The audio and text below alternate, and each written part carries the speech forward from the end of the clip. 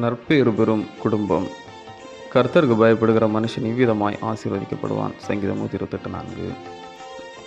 மானிட வரலாற்றில் மனிதருக்கென்று இறைவன் ஏற்படுத்திய சிறந்த சமூக அமைப்பு குடும்பமாகும். இந்த அமைப்புக்குள் பெற்றோர், பிள்ளைகள், முதியோர், சொந்த பந்தம் என அங்கத்தினர்கள் பலர் உண்டு.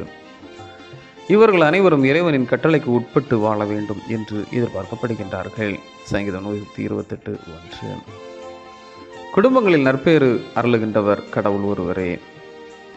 நம் குடும்பங்களில் நற்பேறு உண்டாக வேண்டுமெனில் அவரவர் தம் பொறுப்புகளை சிறப்பாய் நிறைவேற்ற வேண்டும். அப்பொழுது கர்த்தருக்கு பயப்படும் பயம், கடின உழைப்பு, கனிதரும் வாழ்வு, கட்டுப்பாடு போன்ற அனுபவங்களினோடாய் இறைவனின் ஆசிகள் பொழியப்படும். இறைவனிடம் பற்றுறுதி கொண்டு அவரது கட்டளைகளுக்கு கீழ்ப்படிந்து தம் குடும்ப வாழ்வை அமைப்போருக்கு இறைவன் அருளும் ஆசியும் அழைப்பார். சங்கீதம் 128:2, 129:23. கடவுளிடமிருந்து பாக்கியம் பெற்ற நம்முடைய குடும்பங்கள் சுயநலத்தின் லாபமாக இராமல் நாம் பெற்ற நன்மைகளை பிறரோடு பகிர்ந்து கொள்ளுகின்றவைகளாக இருக்க வேண்டும். அதுவே இறை விருப்பம்.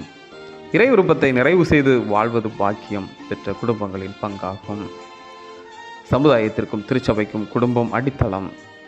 திருச்சபை குடும்பத்தின் வழியாக பயணிக்கின்றது. குடும்பத்தில் தான் கிறிஸ்து மீண்டும் மீண்டும் பிறக்கின்றார், வளர்கின்றார், உருமாற்றம் அடைகின்றார். கானாவூர் திருமண வீட்டில் சாதாரண தண்ணீரை சுயமிக்க திராட்சை ரசமாக மாற்றிய அதே கிறிஸ்து இன்றும் சாதாரண குடும்ப வாழ்வை மகிமை மிக்கதாக மாற்றுகின்றார். அந்த இயேசுவின் வழி வாழ்ந்து நற்பேறு பெறும் குடும்பங்களாக வாழ்வோம். ஜெபம்.